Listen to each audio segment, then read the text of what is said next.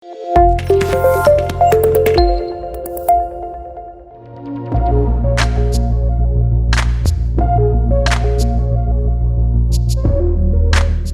Regional Secretary Takwallah accompanied the TNI Commander Marsikal TNI Hadi Cahyanto with the National Police Chief General Pol Dr. Andes Listio Sigit Prabowo visit to Banda Aceh to directly observe the Covid-19 vaccination process at the Banda Aceh Convention Hall building Tuesday, November 2nd, 2021. The entourage of the TNI Commander and the National Police Chief previously landed at the Sultan Iskandar Muda Blang Bintang Airport, Aceh Besar at 2 p.m.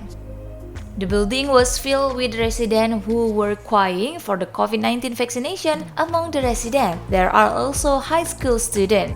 In the Banda Aceh Convention Hall building, apart from observing the vaccination process, the TNI Commander and the National Police Chief also gave brief direction via a Zoom application to the vaccination organizer in the city district in Aceh.